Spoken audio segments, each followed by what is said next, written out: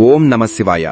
జగత్తుకు తల్లిదండ్రులైన పార్వతీ పరమేశ్వరులకు నమస్కరిస్తూ వ్యాస భగవానుని దయతో మనకందిన పరమ పవిత్రమైన శ్రీ శివమహాపురాణ ప్రవచన యజ్ఞంలో 20వ భాగాన్ని మనం ప్రారంభిద్దాం. ముందుగా ఒక ముఖ్య గమనిక ఏమిటంటే, ఈ పవిత్రమైన శ్రీ శివమహాపురాణంలో ఉన్నది ఉన్నట్లుగా మీకందించాలనే సదుద్దేశంతో ఈ సిరీస్ను రూపొందిస్తున్నాము. మునులందరూ ఎంతో శ్రద్ధగా వింటుండగా సూతుడు ఇలా చెప్పడం మొదలుపెట్టాడు. శివుని ఆజ్ఞ మేరకు ఆ హిమవంతుని ఇంటికి వచ్చిన ఆ సప్తర్షులు ఆ పర్వతరాజును ఎంతో మృదువుగా కలిసి, మీ కూతురైన ఆ పార్వతిని వెంటనే ఆ శివునకిచ్చి శాస్త్రోక్తంగా వివాహం జరిపించవలసిందిగా కోరారు. ఆ సప్తర్షులు చేసిన ఉపదేశాన్నంతటినీ మౌనంగా విన్న హిమవంతుడు ఎంతో ఆవేదనతో ఆ ఋషులకు చేతులు జోడించి దానికి సమాధానంగా, ఓ ఋషులారా, మా అమ్మాయి యొక్క ఇష్టప్రకారం మరియు ఆ పరమశివుని ఆజ్ఞ మేరకు ఆ విధంగానే మా వివాహ నిర్ణయం జరిగింది. కాని సరిగ్గా ఇప్పుడే మా ఇంటికి ఒక వైష్ణవ ధర్మానుయాయి అయిన బ్రాహ్మణుడు వచ్చి ఆ పవిత్రమైన శివుణ్ణి ఉద్దేశించి అత్యంత విపరీతమైన కఠోరమైన మాటలను మా సభలో మహాప్రీతితో పలికి తన దారిన తాను వెళ్లాడు. వాడు అన్న ఆ దుర్భరమైన మాటలు విన్నప్పటి నుండి పూర్తిగా జ్ఞానభ్రష్టురాలైన నా భార్య అయిన మేనక ఎట్టి పరిస్థితుల్లోనూ ఈ వివాహానికి ససేమిరా అంగీకరించడం లేదు. తను చెప్పిందే నెగ్గాలని చాలా మొండి పట్టుదలతో కోపగృహంలో కూర్చుని ఉంది. మీ దగ్గర నేను ఏమీ దాచకుండా నా మనస్సులో ఉన్న ఒక పచ్చి నిజం చెప్పద్దు? వాడి మాటలు విన్నాక నా మనస్సు కూడా పూర్తిగా మారిపోయింది. నా ప్రాణానికి ప్రాణమైన మా అమ్మాయిని ఎవరూ లేని ఆ శివునికియ్యటానికి నాకు ఏమాత్రం ఇష్టం లేదు అని తన గుండెల్లో ఉన్న నిజాన్ని నిర్భయంగా చెప్పాడు హిమవంతుడు. ఆ పర్వతరాజు మాటలు విన్న సప్తర్షులు ఇది ముమ్మాటికి ఆ శివమాయే అని గ్రహించి విస్మితులై ముందుగా ఆ అరుంధతిని పంపించి ఆ మేనక యుద్ధకు వెళ్లి ఆమెను శాంతపరచమని పంపి ఆ పర్వతరాజుతో ఇలా ఎంతో హితవుగా అన్నారు. ఓ పర్వత సార్వభౌమా, లోక కళ్యాణం కోసం ఆ తారకాసుర సంహారం నిమిత్తం ఎవర్నీ యాచించటం ఏనాడు ఎరగని ఆ సృష్టికర్త బ్రహ్మదేవుడు స్వయంగా ఆ పరమేశ్వరుణ్ణి యాచించి ఆయనను ఎలాగోలా ఈ వివాహానికై ఒప్పించాడు. తీరా ఆయన పెళ్లికి సిద్ధమయ్యాక ఇప్పుడు నువ్వు కాదంటున్నావు. ఈ లోకంలోనూ మరియు పవిత్రమైన వేదంలోనూ కూడా ఎవరైనా చెప్పే నీతివచనం అనేది కేవలం 3 రకాలుగా ఉంటుంది మహారాజా. వినటానికి మన చెవులకు ఎంతో మధురంగా ఉండి భవిష్యత్తులో మనకు తీరని హానిని కలిగించేది మొదటి రకం. ఇది ఎప్పుడూ ఒక శత్రువు పలికేది. మన పక్కన ఉన్న ఆ శత్రువు గనక బుద్ధిమంతుడైతే వాడు ఏనాడు మనకు హితాన్ని మంచిని చెప్పడు. ఇక రెండవది ఆదిలో అంటే ప్రారంభంలో మనకు క్లేశాన్ని బాధను కలిగించిన పరిణామదశలో అంటే రాబోయే కాలంలో మనకు శాశ్వతమైన సుఖాన్నిచ్చేది. ఇది కేవలం మన మంచి కోరుకునే ధర్మబుద్ధిగల నిజమైన బంధువు పలికేది. ఇక మూడవది వినటానికి చెవులకు అమృతంలా తీయగా ఉండి ఎల్లప్పుడూ మనకు సుఖాన్నిచ్చేది. ఇది కేవలం జ్ఞానవంతుడైన ఒక సద్గురువు మాత్రమే చెబుతాడు. ఓ రాజా, ఇప్పుడు సద్గురువులమైన మా అమృతతుల్యమైన ఈ మాటలను నువ్వు శ్రద్ధగా విను. ఆ కరుణామయుడైన పరమేశ్వరుడు సాక్షాత్తు త్రిమూర్త్యాత్మకుడు. సర్వదా ఆయన ఆజ్ఞనే ఈ లోకంలో తక్కిన వారందరూ శిరసావహిస్తూ పాలిస్తూ ఉంటారు. ఈ 14 భువనాలన్నీ ఆయన శరీరంలోని అంగాలు. ఈ సృష్టిలో ఉన్న పవిత్రమైన వేదాలతో కూడి ఉన్న వాగ్మయమంతా ఆ పరమాత్మ యొక్క వాక్కులు. ఆకాశంలో ప్రకాశించే సూర్య చంద్ర గ్రహ తారకా మండలాలన్నీ ఆ పరమేశ్వరునికి కేవలం అలంకారాలు. ఈ అద్భుతమైన జగన్నిర్మాణ సామర్థ్యం గల ఆయన గొప్ప తపశ్శక్తియే ఈ మూల ప్రకృతి. ఆ పరాప్రకృతియే 3 విధాలుగా ఉండి ఈ సృష్టి కార్యాన్ని నిర్విరామంగా నడుపుతూ ఉంటుంది. ఆ భగవంతుని ముఖం నుండి పుట్టి సకల వాక్కుకు అధిష్టాన దేవత అయిన ఆమెయే ఆ సరస్వతీదేవి. ఆయన వక్షస్థలం నుండి పుట్టి సర్వ సంపత్ స్వరూపిణి అయిన ఆమెయే శ్రీ మహాలక్ష్మి. ఆయనలో ఉన్న సమస్తమైన దేవతల మహా తేజస్సు నుండి ఆవిర్భవించినది. భయంకరమైన రాక్షసులను దారుణంగా సంహరించి దేవతలకు తిరిగి సంపదలనిచ్చిన ఆమెయే ఈ ఉమాదేవి. ఆ జగన్మాతయే దుర్గా, కాళీ, హైమవతి, కాత్యాయని, గౌరీ, శివ, భవానీ, రుద్రాణి, శర్వాణి, సర్వమంగళ, అపర్ణ, మృడాని, చండిక, అంబిక, ఆర్య, దాక్షాయని, గిరిజ అనే అనంత నామాలతో పూజింపబడుతోంది. ఇవన్నీ ఆ మహాశక్తి యొక్క పవిత్రమైన నామాలే. ఓ పర్వతరాజా, పర్వతానివైన నీ కూతురు కనుక ఆమెకు ఈ భూమి మీద పార్వతి అని, ఆ మేనక గర్భాన పవిత్రంగా జన్మించింది కనుక ఆమెకు మేనకాత్మజారని గొప్ప వ్యవహార నామాలు సిద్ధించాయి. ఆ జగన్జనని అయిన తల్లి నీ పూర్వజన్మ భాగ్యవశంచేత నీకు ముద్దుల కుమార్తెగా జన్మించింది. ఆమె ఈ సృష్టిలో అందరికంటే సర్వోత్కృష్టురాలు. ఆమె త్రికాలములయందు సకల లోకాలలో ఆ ఈశ్వరుని శాశ్వత అర్ధాంగిని. కనుక రాజా, నీ కన్య అయిన ఆ పార్వతిని ఎంతో సంతోషంతో స్వచ్ఛమైన మనస్సుతో ఆ ఈశ్వరునికియ్యి. ఒకవేళ నువ్వు ప్రీతిపూర్వకంగా ఆమెను ఆయనకి ఇవ్వకపోతే ఆ తల్లి నిన్ను వదిలేసి తన కైలాస స్థానానికి తనే స్వయంగా వెళ్లిపోతుంది. ఎవరూ మార్చలేని విధిబలం చేతనే ఈ వివాహం ఖచ్చితంగా అలా జరుగుతుంది. అది సాక్షాత్తు ఆ పరమేశ్వర ఆజ్ఞ. ఈ కన్యావరణ విధిని శాస్త్రోక్తంగా నెరవేర్చమని సాక్షాత్తు ఆ పరమేశ్వరుడు మమ్మల్ని కోరగా గొప్ప సప్తర్షులమైన మేము నీ ఇంటికి నిన్ను యాచించటానికి యాచకులమై నడిచివచ్చాం. ఒకవేళ మేము గనక కోపంతో కాలు కదిపితే చతుర్దశ భువనాలు ఒక్కసారిగా తలక్రిందులవుతాయి. మేము ఉండే మా పవిత్ర స్థానాలను సైతం నిరంతరం సురక్షితంగా కాపాడుతున్నవాడు ఆ పరమేశ్వరుడు. కనుక ఓ రాజా, నీ కన్యను ఆ మహేశ్వరునికిచ్చి సకల లోకాలలో శాశ్వతమైన కీర్తిని దక్కించుకో.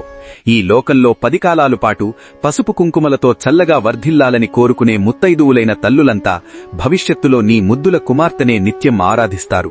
ఓ నగాధిపా, ఒకే ఒక్క వ్యక్తి యొక్క స్వార్థం కొరకు ఎవరైనా సరే తమ సంపదలను, కులాన్ని, కుటుంబాన్ని ఏనాటికీ నాశనం చేసుకోకూడదు. అవసరమైతే కులం కోసం మరియు కుటుంబం యొక్క రక్షణ కోసం ఆ వ్యక్తిని విడిచిపెట్టాలని మన సనాతనమైన పవిత్ర వేదధర్మం ఘోషిస్తోంది. పూర్వం గొప్ప అనరణ్య మహారాజు ఒక బ్రాహ్మణుని వలన సంప్రాప్తించిన గొప్ప భయం కలవాడై తన ప్రాణ సమానమైన కుమార్తెను ఆ ముసలి బ్రాహ్మణునికిచ్చి తన సంపదను సర్వస్వాన్ని రక్షించుకున్నాడు. ఇవన్నీ పక్కన పెట్టి ఇప్పుడు నీకు ఆఖరిగా చివరి మాట చెబుతున్నాం, జాగ్రత్తగా విను. పూర్వం దక్షునికి ఏ కారణం చేతైతే దారుణమైన దుర్గతి పట్టిందో అలాంటి దుర్గతి నీకు పట్టకూడదు. కనుక ఏమాత్రం ఆలోచించకుండా నీ కుమార్తె అయిన ఆ పార్వతిని సంతోషంగా పరమేశ్వరునికిచ్చి సకల లోకాలలో భోగభాగ్యాలను సంతోషంగా అనుభవించు అని సప్తర్షులు చెప్పారు. ఆ సప్తర్షులు చెప్పిన హితవచనాలను విన్న హిమవంతుడు ఎంతో ఆశ్చర్యపోయి వారు చెప్పిన ఆ అనరణ్యుని వృత్తాంతాన్ని తనకు వివరంగా చెప్పమని కోరగా అప్పుడు వశిష్ఠ మహాముని ఆ కథను ఇలా చెప్పసాగాడు. ఓ నగాధిరాజా, పూర్వం ఈ భూమండలంలో ఇంద్ర సావర్ణి అనే పేరుగల 14వ మనువు యొక్క వంశంలో అనరణ్యుడు అనే ఒక మహాచక్రవర్తి జన్మించి ఈ 7 దీవులను ఎంతో ధర్మబద్ధంగా ఏలాడు. మంగళారణ్యంలో పవిత్రంగా జన్మించిన ఆ మహాచక్రవర్తి ఎంతో గొప్ప శివభక్తుడు. ఆయన తన రాజ్య రక్షణ కోసం భృగువును బ్రహ్మగా చేసుకుని 100 భయంకరమైన యజ్ఞాలు చేసి ఏకంగా ఇంద్ర పదవికి అర్హతను పొందినా కూడా దాన్ని ఏమాత్రం ఆశించకుండా సగర్వంగా తిరస్కరించాడు. ఆ మహారాజుకు ఎంతో మంది భార్యల వల్ల ఏకంగా 100 మంది కుమారులు పుట్టారు. అలాగే పద్మ అనే పేరుగల సాక్షాత్తు ఆ మహాలక్ష్మి సమానురాలైన ఒక అందమైన కుమార్తె కూడా జన్మించింది. ఆ చక్రవర్తి దంపతులకు తమ 100 మంది కుమారులందరిపైనా గల ప్రేమ కంటే కూడా ఆ ఒక్క కుమార్తె మీద అత్యంత అధికమైన ప్రేమ ఉండేది. ఆయనకు మొత్తం 5 భార్యలుండేవారు. ఆ పద్మకు వివాహ వయస్సు వచ్చింది. తమ కుమార్తెకు తగిన వరుణ్ణి వెదుకుతూ ఆ చక్రవర్తి ప్రపంచంలో ఉన్న రాజులందరకు వార్తలు, పత్రాలను పంపించాడు. ఇదిలా ఉండగా ఒక రోజున పిప్పలాద మహర్షి లోక సంచారంలో భాగంగా ఒకచోట ఒక గంధర్వుడు తన గంధర్వ స్త్రీలతో కూడి ఆ వనవిహారం చేసి జలకేళి పచరిస్తుండగా చూసి దారుణంగా కామమోహితుడయ్యాడు. వయసు ఉడిగిపోయిన ఆ ముని అప్పటి నుండి తన మనస్సును తపస్సు మీద ఏమాత్రం లగ్నం చెయ్యలేక ఎలాగైనా ఒక అందమైన కన్యను వివాహం చేసుకోవాలనే ఒక పిచ్చి నిర్ణయానికి వచ్చాడు. అలా తిరుగుతూ ఒక రోజున పవిత్రమైన పుష్పభద్రా నదిలో స్నానం చేస్తున్న పద్మ అనే యవ్వనవతి అయిన ఒక అద్భుతమైన సుందరాంగిని చూచాడు. ఆమెను చూడగానే అతనిలో ఉన్న కామకోరిక మరింత అధికమై పరుగుపరుగున వెళ్లి సమీపంలో ఉన్న ఆమె చెలికత్తెలను ఆమె వివరాలడిగాడు. వారు ఏమీ దాచకుండా ఆమె మా అనరణ్యుని ముద్దుల కుమార్తె అయిన పద్మ అని, లోకంలో అనేక మంది గొప్ప రాజకుమారులు ఆమెను పెళ్లి చేసుకోనాలని ఉవ్విళ్లూరుతున్నారని అతనికి చెప్పారు. వారు చెప్పిన మాటలు విన్న వెంటనే పిప్పలాదుడు కఠినమైన శివపూజ చేసి నేరుగా రాజసభకు వెళ్లి అక్కడ రాజాదరణ సన్మానాలందుకొని ఆ అతిథి పూజలో భాగంగా ఈ దేశానికి రాకుమార్తె అయిన ఆ పద్మను నాకిచ్చి వెంటనే వివాహం జరిపించమని మహారాజును కోరాడు. ఒకవేళ నువ్వు ఆమెను నాకివ్వకుంటే నీ రాజ్య ఐశ్వర్యాన్నంతటినీ క్షణంలో భస్మం చేస్తానని భయంకరంగా శపించాడు. ఆ ముని తేజస్సుకు మరియు కోపానికి అక్కడి వారంతా ప్రాణభయంతో భయభ్రాంతులయ్యారు.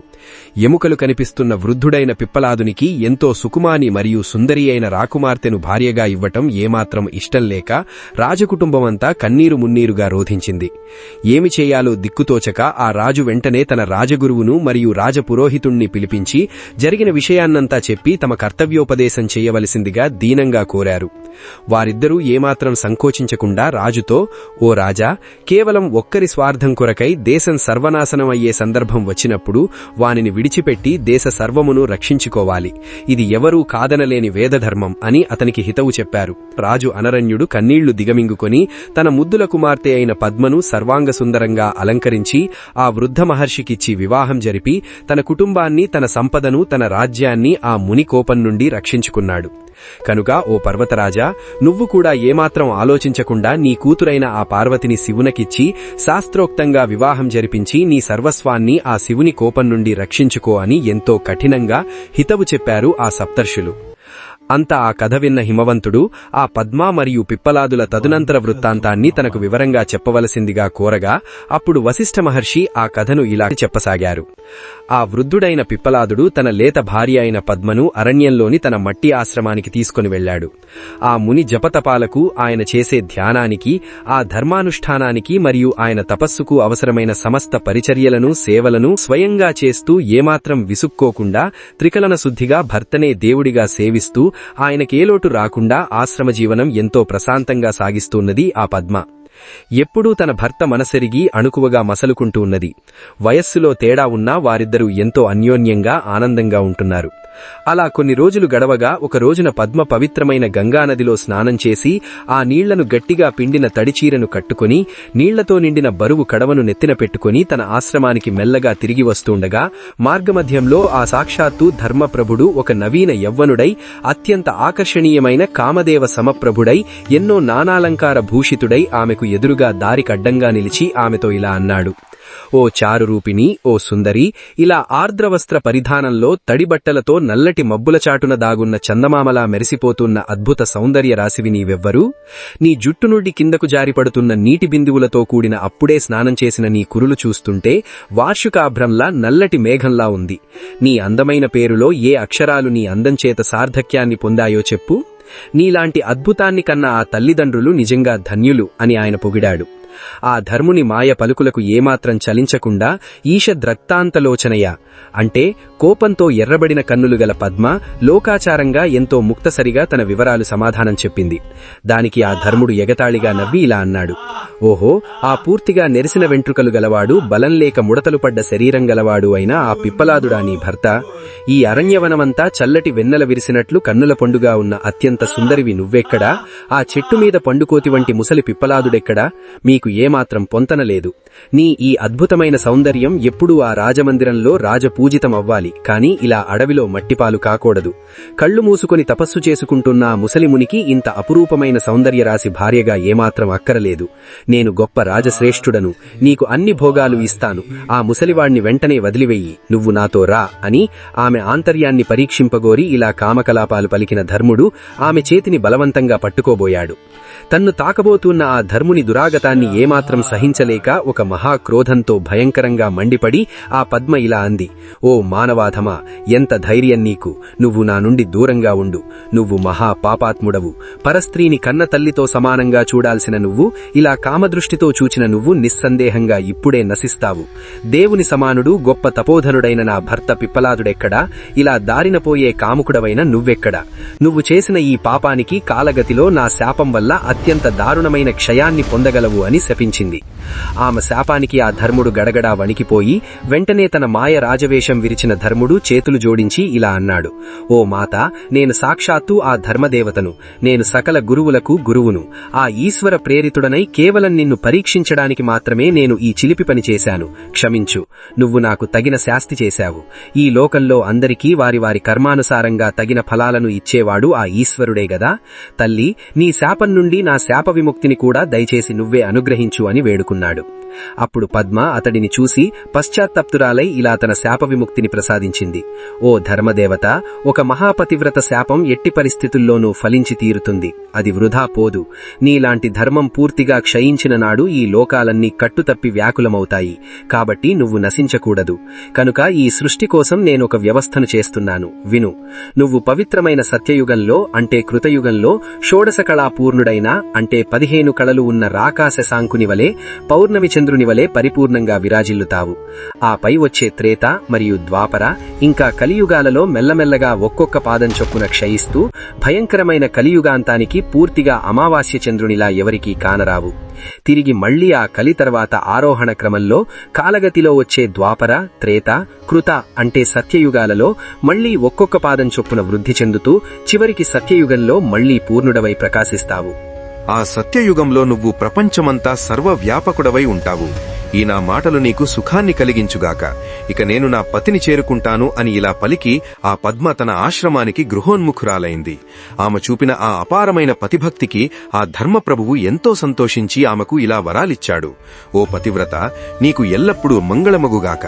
నీ వృద్ధ భర్తయైన పిప్పలాదుడు నేటి నుండి గొప్ప రూపవంతుడు మరియు ఎప్పటికీ సంతత స్థిర యవ్వనుడు అగుగాక. ఆ మార్కండేయుణ్ణి మించిన గొప్ప అధిక చిరంజీవి అగుగాక. సంపదలకు అధిపతి కుబేరుణ్ణి మించిన అధిక ధనవంతుడగుగాక. ఆ దేవేంద్రుని కంటే గొప్ప అధికైశ్వర్యం కలవాడగుగాక. సాక్షాత్తు ఆ శ్రీ మహావిష్ణువుతో సమమైన గొప్ప శివభక్తి కలవాడగుగాక. ఆ కపిల మహర్షిని మించిన గొప్ప సిద్ధుడగుగాక. దేవగురువైన బృహస్పతి సమాన బుద్ధిశాలి అగుగాక. సృష్టికర్త బ్రహ్మతో సమమైన సమత్వ భావన అంటే జ్ఞానం కలిగియుండుగాక. మీ దంపతుల యందు రూప మరియు యవ్వనాదులు శాశ్వతంగా స్థిరమై నిల్చుగాక. మీ భర్త కంటే కూడా అన్నిటా అధిక గుణవంతులైన 10 మంది పుత్రులకు నీవు గర్వించదగ్గ తల్లివి అగుదువుగాక అని ఆశీర్వదించాడు. అలా తనను భర్తను ఆశీర్వదించిన ధర్మునికి ఆమె భక్తితో ప్రదక్షిణ నమస్కారాదులు ఆచరించి ఆనందంగా తన ఆశ్రమానికి చేరుకుంది ఆ పద్మ. ఆ ధర్ముడు తన నిజస్థానానికి చేరుకున్నాడు. కనుక ఓ పర్వతరాజా, మేము చెప్పిన ఈ పవిత్రమైన చరిత్ర సారాన్ని నీ బుద్ధి అందుంచుకుని ఏమాత్రం సంకోచించకుండా వెంటనే ఆ పార్వతిని శంకరునికిచ్చి వివాహం జరిపించు. మీ దంపతులిద్దరూ ముందుగా మీ మనస్సులలో ఆ శివుని యందు ఉన్న ఆ ద్వేషభావాన్ని పూర్తిగా విడిచిపెట్టండి. నేటికి సరిగ్గా 7 రోజుల తర్వాత పవిత్రమైన లగ్నాధిపతి అయిన ఆ చంద్రుడు తన కుమారుడైన బుధునితో కూడి ఎంతో శుభదాయకమైన లగ్నంలో ఉండి ఆనందంతో ఆ రోహిణితో కలిసియున్న ఒక అద్భుతమైన శుభముహూర్తంలో వస్తున్న మార్గశీర్ష మాసంలో పవిత్రమైన సోమవారం నాడు నువ్వు సంతోషంగా ఆ కన్యాదానం చెయ్యి అని ఇలా ఆ పర్వతరాజుకు హితవు చెప్పి ముగించాడు వశిష్ఠుడు. ఆ మహాముని వశిష్ఠుని అద్భుతమైన ఉపదేశాన్ని విన్న హిమవంతుడు వెంటనే తన సోదరుడైన మేరు పర్వతాన్ని మరియు తన కుమారులైన సహ్య, గంధమాదన, మందర, క్రౌంచ, మలయ, మహేంద్ర, మైనాక మరియు ఇతర పర్వతాలనందరినీ సమావేశపరచి ఆ వశిష్ఠ మహర్షి పలుకులను వారికి వివరంగా చెప్పి ఇందులో మీ అభిప్రాయాలను కూడా చెప్పవలసిందిగా కోరాడు. అప్పుడు వారందరూ ఏకగ్రీవంగా దేవకార్యం కొరకు పవిత్రంగా జన్మించిన ఆ పార్వతిని మనం గతంలో ఇచ్చిన వాగ్దానం ప్రకారం ఆ రుద్రునికిచ్చి శాస్త్రోక్తంగా కన్యాదానం చెయ్యవలసిందే అని ముక్తకంఠంతో గట్టిగా పలికారు. అప్పుడు అరుంధతి కూడా అనేక రకాలైన యుక్తులను మరియు అద్భుతమైన ఇతిహాసాలను చెప్పి కోపంతో ఉన్న ఆ మేనకను ఎట్టకేలకు పెళ్లికి ఒప్పించింది. హిమవంతుడు ఎంతో ఆనందంతో ఆ సప్తర్షులతో చేతులు జోడించి ఇలా అన్నాడు: ఓ మహాత్ములారా, మీ దయవల్ల నా అజ్ఞానం పటాపంచమలయింది. నాకు జ్ఞానోదయమైంది.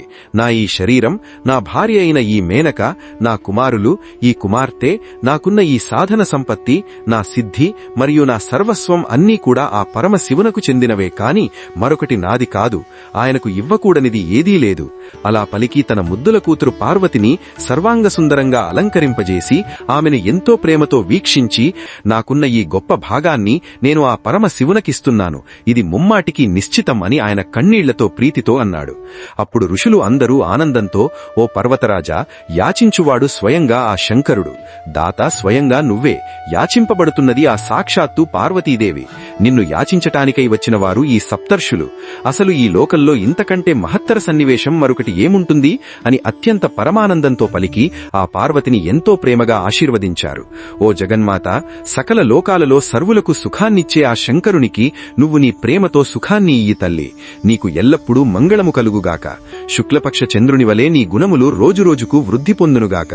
ఇలా పలికి ఆ హిమవంతునికి పవిత్రమైన పుష్పాలను, రుచికరమైన ఫలాలను మరియు ఇతర మంగళ ద్రవ్యాలను ఆశీర్వాదంగా సమర్పించి ఆయనను సంతోషపెట్టారు ఆ సప్తర్షులు.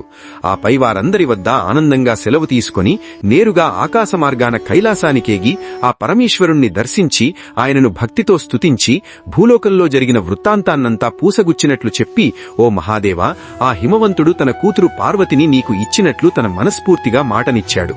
ఇక దీనికి ఏమాత్రం సంశయం లేదు. కాబట్టి నువ్వు సకల దేవతలతో మరియు నీ సర్వగణాలతో మహావైభవంగా వివాహానికై తరలివెళ్ళు. నీ కళ్యాణం ఈ 14 లోకాలకు గొప్ప కళ్యాణమవుతుంది అని ఎంతో ఉత్సాహంతో పలికారు.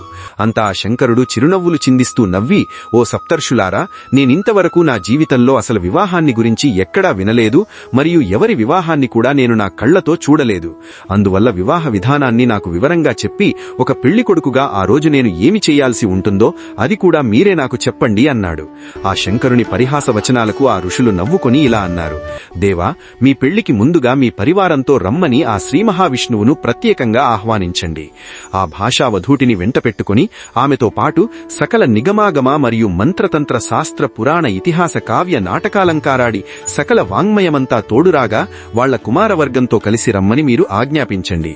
సకల సర్వ ఋషిగణాలను మీరే స్వయంగా సాదరంగా రమ్మని పిలవండి. ఆ బృందారక సార్వభౌముణ్ణి అంటే దేవేంద్రుణ్ణి, కల్పవృక్షాన్ని మరియు కామధేనువును వెంటపెట్టుకుని రమ్మని ఎంతో ఆదరంగా కబురు పెట్టండి. అలాగే సమస్త యక్షరాక్షస గరుడ గంధర్వ కింపురుష అప్సర విద్యాధరాది సకల గణాలను తక్షణం రమ్మని వార్తావర్తమానం పంపించండి. వాళ్లతో ఇక్కడ చాలా పని ఉంది. వీళ్లందరూ వచ్చి నీ కళ్యాణ కార్యాన్నంతా ఎంతో అద్భుతంగా చక్కపెట్టగలరు. ఇలా చెప్పి ఆ సప్తర్షులు ఆయన ఆశీర్వాదం తీసుకుని తమ స్వస్థానాలకు చేరుకున్నారు. అటువైపు ఆ హిమవంతుని ఇంటికి బంధువర్గం రాక మొదలైంది. ఆ అస్తాచలుడు, ఉదయాచలుడు, మలయపర్వతుడు, నిషధుడు, గంధమాదనుడు, మహేంద్రుడు, పారియాత్రుడు, క్రౌంచుడు, త్రికూట, చిత్రకూట, వింధ్య మరియు శ్రీపర్వతాలు ఇలా ఈ భూమండలం మీది ఆయన బంధువర్గమంతా కలిసి అపార ధన కనక రత్న మాణిక్య రాసులతోనూ మరియు అపరూపమైన బహుమానాలతోనూ ఎన్నో వివిధ వస్తు సామగ్రితోనూ పెళ్లి కోసం వచ్చి చేరారు.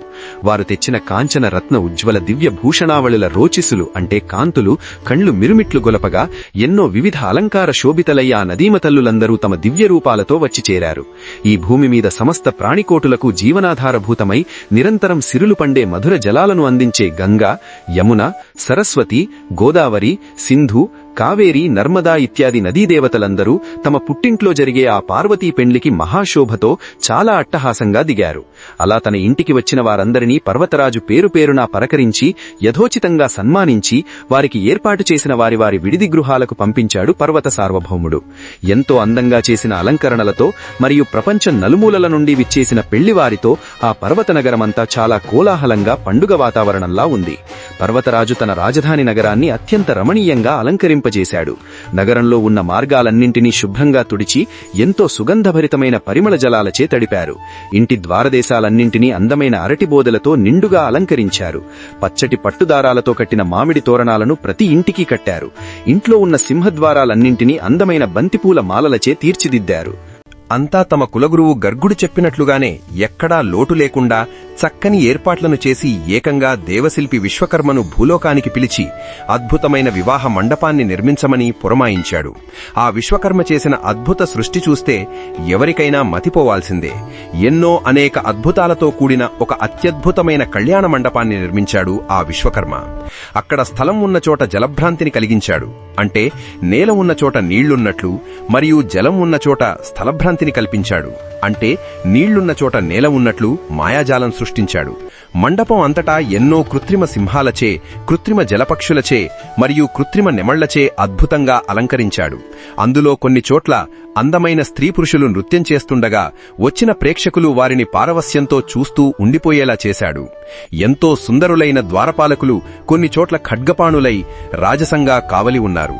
ఇంకా కొన్ని చోట్ల మదపుటేనుగులు మావటీలతోనూ మరియు అశ్వాలు రౌతులతోనూ కదలాడుతూ కూడి ఉన్నాయి. కొన్ని చోట్ల వీరులు రథాలను, సారథులు తోలుతున్నారు.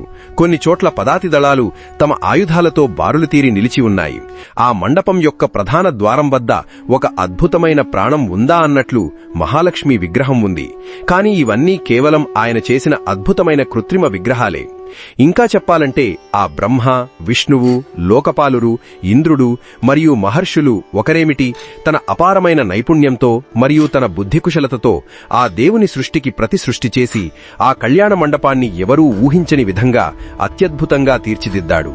ఇదంతా చూసి హిమవంతుడు పట్టరాని సంతోషంతో పెళ్లి ఏర్పాట్లు ఘనంగా మొదలుపెట్టాడు. తన సోదరులకు, తన కుమారులకు మరియు దూరంగా ఉన్న బంధువులకు అధికారికంగా ఆహ్వానం పంపించాడు. తన కులపురోహితుడైన గర్గుని చేత అద్భుతంగా ఒక లగ్నపత్రికను వ్రాయించి దానిని అపురూప వస్తు సామగ్రితో పాటు ఎంతో మర్యాదగా దానిని తన బంధువులచే ఆ శివునికి పంపించాడు. వారెంతో సంతోషంగా కైలాసానికి వెళ్లి ఆ పత్రికకు కుంకుమ తిలకం దిద్ది ఆ శివునకు భక్తితో సమర్పింపగా ఆయన వారిని యథోచితంగా సత్కరించి పంపించాడు. ఆ తరువాత వివాహకరణోచితమైన ఎన్నో వస్తుసామగ్రిని దేశం నలుమూలల నుండి సేకరించి అత్యంత శ్రద్ధతో జాగ్రత్త పట్టాడు పర్వతరాజు. వంటల కోసం బియ్యం, పప్పులు, అటుకులు, బెల్లం, పంచదార మరియు లవణం అంటే ఉప్పు ఆ పర్వత శిఖరాలుగా పెద్ద రాసులు పోశారు. పాలు, నెయ్యి, పెరుగు మరియు చెరుకు రసం కోసం ఏకంగా నూతుల వంటి పెద్ద పెద్ద పాత్రలను వండి సిద్ధం చేశారు. రకరకాల రుచికరమైన ఊరగాయలు భోజనాలకు సిద్ధం చేశారు. వచ్చిన వారికి కానుకలివ్వడానికి బంగారు, వెండి ఆభరణాలను మరియు పట్టు వస్త్రాలను ఎంతో భద్రంగా ఉంచారు. అడవిలో దొరికే వివిధ ఫలాలను ఎంతో జాగ్రత్తతో సేకరించి ఉంచారు. ఆ హిమవంతుని బంధువర్గమంతా తమ తమ స్వజన బంధుమిత్ర సపరివారంగా అట్టహాసంగా వచ్చి తమ తమ వాహనాలను దిగుతున్నారు. వచ్చిన వారందరికీ తనే స్వయంగా ఆహ్వానం పలికి వారి కుశలాదికాలడిగి తన సేవకులను పురమాయించి వారికి ఏర్పాటు చేసిన విడిది గృహాలకు పంపుతున్నాడు ఆ పర్వతరాజు. ఆ మేరుమంధరుడు విశ్వకర్మ సమస్త దేవలోకాన్ని తమ మాయతో అక్కడ సాక్షాత్కరింపచేశారు. అక్కడ ఏర్పాటు చేసిన వారి వారి ప్రతిమలను చూచుకొని ఆ దేవతలే ఎంతో దిగ్భ్రాంతులయ్యారు. ఇందులో మరొక విచిత్రమేమంటే ఆ దేవతల నిజలోకాలు మరియు వారి నిజగృహాలు ఎలా ఉంటాయో సరిగ్గా చూసినట్లుగా అలాంటి లోకాలను, గృహాలను ఒకే ఒక్క క్షణంలో నిర్మించాడు. ఈ విధంగా ఆ పెళ్లికి కావలసిన అన్ని ఏర్పాట్లను ఎక్కడా లోటు లేకుండా పూర్తి చేసుకొని ఆ శివుని రాకకై ఎంతో ఆతృతగా నిరీక్షిస్తున్నాడు గిరిరాజు. అక్కడ కైలాసంలో ఆ శివుడు వారు తెచ్చిన లగ్నపత్రికను చదువుకొని వెంటనే నారదుణ్ణి తన శివాని యాత్రాసన్నాహం కోసం స్మరించాడు. మరుక్షణంలో నారదుడు వచ్చి ఆయన ముందు వాలాడు. అతనితో శివుడిలా ఎంతో ఆదరంగా, నారదా, జరిగిన గతమంతా నీకు వివరంగా తెలుసు. ఆ పార్వతిని కఠినమైన తపస్సు చెయ్యమని ప్రోత్సహించింది నువ్వే. ఆనాడు నువ్వు చేపట్టిన కార్యం ఇన్ని రోజులకు ఫలరూపానికి వచ్చింది. ఇదిగో వాళ్లు పంపించిన ఈ లగ్నపత్రిక. నువ్వు వెంటనే నీ మనోవేగంతో వెళ్లి ఆ బ్రహ్మను, శ్రీహరిని, ఆ ఇంద్రుణ్ణి, ముల్లోకాల ఋషులను మరియు సమస్త దేవలోకాన్ని నా మాటగా సాదరంగా ఆహ్వానించు. నా పెళ్లికి రానివారిని నేను నా ఆత్మీయులుగా ఎన్నాటికీ భావించలేను అని చెప్పి పంపాడు. ఆ దేవర్షి ఆ కార్యాన్ని అత్యంత లెస్సగా నెరవేర్చాడు. శివుడు పెళ్లి ముహూర్తం కోసం ఎంతో ఉత్కంఠతో ఎదురుచూస్తున్నాడు. ఆయన ఆనందాన్ని చూసి శివగణాలన్నీ సంతోషంతో కేరింతలు కొడుతూ నృత్యం చేశాయి. శివుని వైపు నుండి పెళ్లివారంతా ఒక్కొక్కరిగా వరుసగా ఆ కైలాసంలో తమ బంధుమిత్ర సపరివారంగా మరియు భార్యాపుత్ర సమేతంగా మహోత్సాహంతో వచ్చి దిగుతున్నారు. ముందుగా ఆ శ్రీమహావిష్ణువు తన పరివారంతో వైకుంఠం నుండి వచ్చాడు. ఆ వాణీ సహితుడైన పితామహుడు బ్రహ్మ తమ వేదాలన్నింటినీ సుస్వరంగా తమకు తామే గానం చేస్తుండగా తమ హంసవాహనారూఢుడై ఎంతో ఆనందంగా శుభవచనాలను పలుకుతూ వచ్చి దిగాడు. తన వైభవమంతా ఎక్కడలేని విధంగా వెళ్లివిరియగా సకల బృందారకులతో కూడి వచ్చి చేరాడు ఆ దేవేంద్రుడు. సాక్షాత్తు ఆ శివునిచే ఆజ్ఞాపింపబడిన వారందరూ ఆ శివకార్యం తమ సొంత కార్యంగా భావించి ఎంతో సంతోషంగా, భక్తితో వచ్చారు. వచ్చిన ఆ సప్త మాతృకలు ఆ శంకరునికి యథోచితంగా అందమైన అలంకార విధిని అత్యంత భక్తితో నెరవేర్చారు. ఆశ్చర్యంగా శివ సంకల్పంచేతనే ఆయన మెడలో ఉన్న ఆ పాములు కూడా అలంకారాలుగా అందంగా తోచాయి. ఆయన జటాజూటంలో ఉన్న బాలచంద్రుడు మణిమకుటంగా, ఆయన పాలనేత్రం అందమైన శుభతిలకంగా, మెడలో ఉన్న సర్పాలు కర్ణకుండలాలుగా మరియు ఇతర అవయవములయందున్న ఆ భుజగములన్నీ అద్భుతమైన రత్నాభరణాలుగా, ఆ గజచర్మం పట్టు పీతాంబరంగా, ఒంటినిండా ఉన్న విభూతి మంచి గంధపు చందన లేపనంగా మారి అక్కడ చూసే చూపురులకు ఎంతో కనువిందు చేశాయి. అప్పుడు పరమసుందరుడైన ఆ శంకరుణ్ణి సమీపించి ఎంతో మధురంగా నారాయణుడిలా అన్నాడు: ఓ దేవదేవా, మహాదేవా, శరణాగత వత్సల, మీరు పెళ్లికొడుకు కాబట్టి గృహ్యసూత్రానుసారంగా ఈ విధివిధానంగా వివాహకర్మను అనుష్ఠించడానికి దయచేసి మండపానికి రండి. మండప స్థాపనను మరియు నాందీముఖాన్ని మీరు ప్రీతిపూర్వకంగా అనుష్ఠించండి. ఒకవేళ మీరే కనుక ఈ పవిత్రమైన విధానాన్ని పాటిస్తే ఈ లోకమంతటా అది శాశ్వతంగా వ్యాప్తి చెంది గొప్ప ఖ్యాతిని పొందగలదు అని కోరాడు. ఆ విష్ణువు మాటయందు మరియు లోకాచారమునందు ఎంతో శ్రద్ధగల ఆ శంకరుడు ఆ కర్మలను విధివిధానంగా అత్యంత శ్రద్ధతో అనుష్ఠించాడు. ఆ వివాహానికి కశ్యపుడు, అత్రి, వశిష్ఠుడు, గౌతముడు, భాగురి, గురుడు, కణ్వడు, బృహస్పతి, శక్తి, జమదగ్ని, పరాశరుడు, మార్కండేయుడు, శిలాపాకుడు, అరుణపాలుడు, అకృతశ్రముడు, అగస్త్యుడు, చవనుడు, గర్గుడు మరియు శిలాదుడు వీరంతా ఆ శివకళ్యాణానికి విచ్చేశారు. వారే కాకుండా ఇంకా దధీచి, ఉపమన్యువు, భరద్వాజుడు, అకృతవ్రణుడు, కుశికుడు, పిప్పలాదుడు, కౌత్సుడు మరియు వేదవ్యాసుడు అతని శిష్యులు ఇలా సకల ఋషిగణమంతా వచ్చారు. వేదాంగవేత్తలైన ఈ ఋషులందరూ ముందుండగా పితామహుడు బ్రహ్మ స్వయంగా బ్రహ్మత్వాన్ని వహించగా అత్యంత వేదోక్త విధానంగా పవిత్రమైన వివాహకర్మకు మంగళాన్ని కలిగించే ఆ రక్షాబంధన కార్యక్రమాన్ని ఆ పరమేశ్వరునిచే ఎంతో భక్తితో అనుష్ఠింపచేశారు. పవిత్రమైన మండపాన్ని స్థాపించి దాని యందు సకల దేవతల ఆరాధన చేసి ఆ శంభునిచే నవగ్రహ పూజను శాస్త్రోక్తంగా చేయించారు. అక్కడున్న ఋషులందరూ ఒకేసారి వేదసూక్తాలను గట్టిగా పఠించి ఎన్నో వివిధ ఆశీర్వచనాలను మరియు మంగళాశాసనాలను చేశారు. శివుడు పెళ్లికొడుకు హోదాలో వారందరికీ సంభావనలిచ్చి వారిని సత్కరించి భక్తితో నమస్కరించాడు. ఆ ఋషులు, బ్రాహ్మణులు మరియు దేవతలు ముందు నడవగా ఆ కైలాసం నుండి అత్యంత ఆనందంగా బయలుదేరాడు పెళ్లికొడుకైన ఆ శంకరుడు.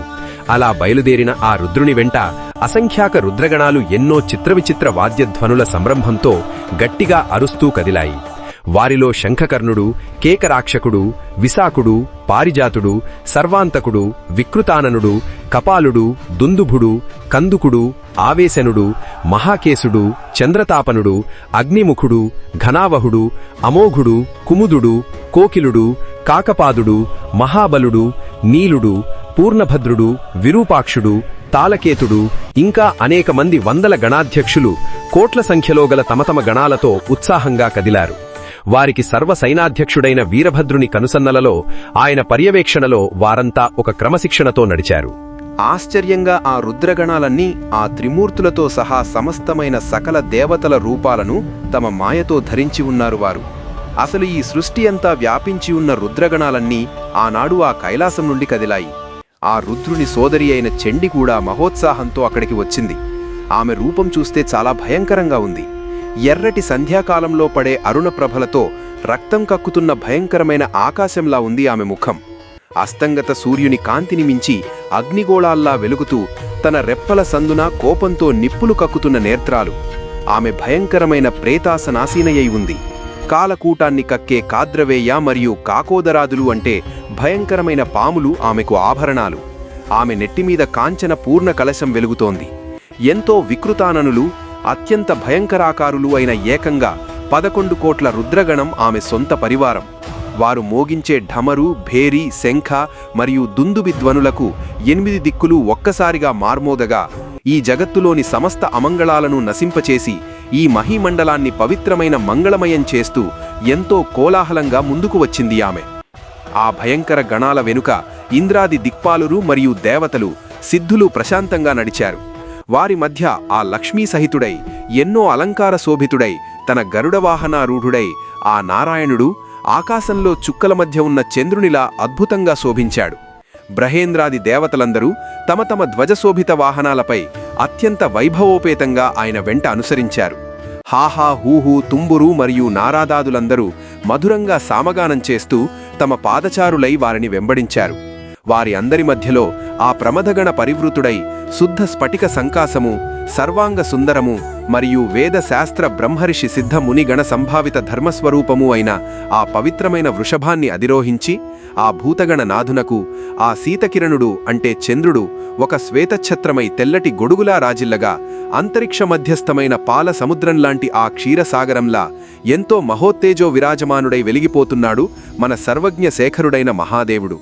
ఆ వెండికొండవేలుపు అందాల పెళ్లికొడుకైన వేళ ఇలా అత్యంత అద్భుతంగా సాగింది వారి శుభయాత్ర. ఆ శంకరుడు ఎంతో అందమైన పెళ్లికొడుకై సకల దేవతా సమూహంతో తన నగర శివార్లకు వచ్చాడని ఆ వర్తమానాన్ని వేగుల ద్వారా విన్న హిమవంతుడు వెంటనే బ్రాహ్మణులతో మరియు తన కుమారులతో కలిసి వారికి తగిన మర్యాదలు సంచారాలతో ఎదురేగి ఘనంగా స్వాగతం చెప్పాడు. ఆ శివుని అపారమైన సేనను, ఆ మహావైభవాన్ని చూసి తన ముద్దుల కుమార్తెకు ఎంతో మంచివరుడు లభించాడని తనలో తాను మురిసిపోయాడు. నా జన్మ ధన్యుడనయ్యానని తనను తానే ఆనందంతో అభినందించుకున్నాడు. ఆ పర్వతరాజు యొక్క అపారమైన బంధువర్గాన్ని, ఆయనకున్న పరివారాన్ని చూసి దేవతలు సైతం విస్మితులై గొప్ప ఆనందాన్ని పొందారు. ఈ రెండు ఉభయవర్గాల కలయిక చూస్తుంటే పూర్వ పశ్చిమ సముద్రాలు రెండూ ఒక్కచోట కలిసి ఉప్పొంగుతున్నట్లుంది. ఆపై ఆయన వెంట వచ్చిన తక్కిన వారందరికీ కూడా పేరు పేరునా నమస్కరించి స్వాగతం పలికాడు. అతని వెంట వచ్చిన వారు కూడా ఆ శివునికి పునఃపునః అనేక నమస్కారాలు భక్తితో చేశారు. అలా వచ్చిన వారందరినీ తన అద్భుతమైన గృహానికి సగౌరవంగా దారి చూపి తీసుకుని వెళ్లాడు. ఆ మార్గమధ్యంలో ఆ అద్భుతమైన శివ సందర్శనాపేక్షతో ఆ పురంధరీమణులు అంటే పురస్త్రీలందరూ తమ తమ సౌధోపరి భాగాలను అధివసించి కింద వెడుతున్న ఆ శివుణ్ణి చూసి తమ కన్నుల సాఫల్యానికి తామే ఎంతో సంతోషించారు. వాళ్ల కుతూహలం మాటల్లో వర్ణించరానిది. ఒకామె స్నానానికి వెడుతూ ఆతృత కొద్దీ ఆ అభ్యంగన చూర్ణంతో పసుపుతో అలాగే పరుగులు తీస్తూ వచ్చింది. మరొకామె తన భర్తకు విసనకర్రతో చామరసేవ చేస్తూ ఆయన్ని అలాగే వదిలేసి ఆ విసనకర్రను విడిచిపెట్టి పరుగున వచ్చింది.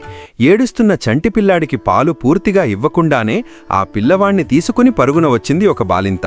తీరిగ్గా భోజనానికి కూర్చున్న భర్తకు కనీసం వడ్డన పూర్తవ్వకుండానే గరిట అక్కడే పడేసి పరుగున వచ్చింది ఒక యువతి. వారందరూ ఆ అద్భుతమైన పార్వతి అదృష్టాన్ని పరిపరి విధాలా మెచ్చుకుంటూనే ఉన్నారు. అందరూ ఆ శివుని పెండ్లివారిపై రంగురంగుల పువ్వులను మరియు పవిత్రమైన శేషలను చల్లారు. ఇంత అందమైన మంచి అల్లుడు తమకు దొరికినందుకు ఆ మేనక ఆనందానికి అసలు మేరలేదు. అలా అడుగులకు మడుగులొత్తుటూ ఆ గంగాధరుణ్ణి సపరివారంగా తన అద్భుతమైన మహారాజ మందిరానికి సాదరంగా ఆహ్వానించాడు నగాదిరాజు. అందరూ ఎంతో ఆనందంగా ఆ పెండ్లి నడకలు సాగించారు. ఇంటికి చేరుకొని ఆ శ్రేష్టమైన సింహద్వారం దగ్గర అందరూ ఆగారు. అక్కడ ముందుగానే ఆ మేనకాదేవి ఒక పవిత్రమైన బంగారు మంగళహారతి పళ్లరాన్ని పట్టుకుని సిద్ధంగా ఎదురుచూస్తోంది. మనోహారిణులైన ఎంతోమంది అందమైన యువతులు అనేకమంది తమ చేతుల్లో దీపపాత్రలను ధరించి ఆమె చుట్టూ రక్షణగా ఉన్నారు. ఆ దీపకాంతుల ప్రకాశంలో ఆ స్త్రీలు ధరించిన శ్రేష్టమైన రత్నాభరణాలు తళతళ మెరిసిపోతున్నాయి. అందాల పెండ్లి కొడుకైన ఆ శంకరునికి ఆ పుణ్యాంగనలు అందరూ కలిసి కర్పూర నీరాజనమిచ్చి ఆయనకు దిష్టికీడు తీశారు. అసలు సర్వలోకాలకు నిత్యం మంగళాలనిచ్చే ఆ పరమాత్మకు ఈ అమంగళ పరిహారార్థం నీరాజనమా అని అనుకోకుండా ఆ స్త్రీల వేడుకకు వారి ప్రేమకు శంకరుడు లోలోపల ఎంతో ముచ్చటపడ్డాడు. ఆ గిరి సౌర్భభౌముడైన హిమవంతుని రాజకుటుంబమంతా ఏమాత్రం కంటిరెప్ప వేయకుండా ఆ అద్భుతమైన ముక్కంటిని చూస్తూనే ఉన్నారు. మహా సౌందర్య రత్నాకరుడైన ఆ శంకరుడు పెండ్లివరుని వేషంలో మరీ మనోహరంగా ఉన్నాడు. చారు చెంపక వర్ణాభుడు, ఏకవక్త్రుడు, ముక్కంటి, త్రినేత్రుడు, ఎల్లప్పుడూ ప్రసన్నాస్యుడు, రత్న స్వర్ణాది అలంకారభూషితుడు, మాలతీ మాలాయుక్తుడు, రత్న మకుటోజ్వలుడు, సత్కంఠాభరణుడు, సుందర వలయాంగద భూషితుడు, చందనాగరు కస్తూరీ కుంకుమ శోభితుడు, చేతిలో రత్న దర్పణహస్తుడు, కజ్జలోజ్వల లోచనుడు, ఆపాదమస్తకం సర్వాంగ సుందరుడు అయిన ఆ ఇందుధరుణ్ణి చూసి ఆ మేనకా హిమవంతులు ఇంకా అక్కడున్న తగ్గిన వారంతా ఆనందంతో ముదితమానసులై ఆ ఉమాదేవి చేసుకున్న గొప్ప సౌభాగ్యాన్ని ప్రశంసించారు. ఈ విధంగా ఆ సింహద్వారం వద్ద జరిగే ముత్తైదువుల ఆచారాన్నంతా మౌనంగా అనుష్ఠించి ఆ శంకరుడు తనకు కేటాయించిన తన విడిదికి నెమ్మదిగా వెళ్ళాడు. అనంతరం ఆ ఇంట్లో ఉన్న దుర్గాదేవి తన అంతఃపుర పరిచారికలతో కూడి తమ కులదేవతారాధనకై ఆ నగర ఉపకంఠానికి పల్లకిలో బయలుదేరింది. మహేంద్ర నీలద్యుతి కోమలాంగి, అద్భుతమైన స్వాంగభూషిత, ఎప్పుడూ ప్రసన్నవదన, చారు కబలీభర కంబుక్కంఠి, నుదుటిన సింధూర బిందు శోభిత, రత్నహార విరాజిత, రత్న కంకణ మండిత, చేతిలో క్రీడా పద్మ విభూషిత, ఘనసార కుంకుమ చందన చర్చిత, క్వణన్ మంజీర లాక్షారంజిత పాదమండిత, ఆపాదమస్తకం సర్వావయవ సుందరి అయిన ఆ ఇందు కళాధరిని చూసి ఆ దేవతలు, బృందారకులు అందరూ ఎంతో భక్తితో చేతులు జోడించి ప్రణమిల్లారు. అలా ఎదురుగా వస్తున్న ఆ గౌరీదేవిని చూసిన ఆ శంకరునకు ఆనందంతో పులకాంకురాలు మేన పొడమడగా ఆయన శరీరం ఒక్కసారిగా గరుకుగా పనసకాయ వలె అయిపోయింది. ఆయన కన్నుల నిండా కేవలం ఆమె రూపమే నిండిపోయింది. ఇది చూసిన అనంగుడైన మన్మధుడు ఆనందంతో ఆ మదనాలిని చూసి లోలోపల కెవ్వుమన్నాడు. కాని ఆ అరుపు అదెవరికీ వినిపించలేదు. ఇదంతా గమనిస్తున్న ఆ బ్రహ్మగారు తనకు తానే నవ్వుకున్నాడు. కాని ఆయన నవ్వు కూడా అదెవ్వరికీ కనిపించలేదు. ఆ తరువాత ఆ కాళి తన కులదైవమైన ఆ అంబికను అత్యంత భక్తితో అర్చించి మళ్లీ తన తండ్రి మందిరానికి తిరిగి వచ్చింది. ఇక్కడితో శ్రీ శివమహాపురాణంలో అద్భుతమైన ఈ ఎపిసోడు పూర్తయినది. శ్రీ సాంబ సదాశివార్పణమస్తు. ఉమామహేశ్వరుల వివాహ ఘట్టం ఎలా అద్భుతంగా సాగింది, ఆ శివపార్వతుల కళ్యాణంలో ఇంకా ఏ వింతలు జరిగాయో తరువాతి ఎపిసోడ్లో తెలుసుకుందాం. ఈ వీడియో కనుక మీకు నచ్చినట్లయితే వెంటనే లైక్ బటన్ నొక్కండి. అలాగే కామెంట్స్ పక్కనే ఉన్న హైప్ బటన్ను కూడా గట్టిగా నొక్కి మన నాని ఎపిక్స్ ఛానల్కు మీ అద్భుతమైన సపోర్ట్ ఇవ్వండి. ప్రతి సోమవారం ఉదయం 9 గంటలకు మన ఛానల్లో వచ్చే శ్రీ శివమహాపురాణం సిరీస్ తరువాతి ఎపిసోడ్ను మిస్ అవ్వకుండా తప్పక చూడండి. మీ భక్తిని చాటుకుంటూ కామెంట్స్లో ఓం నమఃశివాయ అని మార్మోగించండి.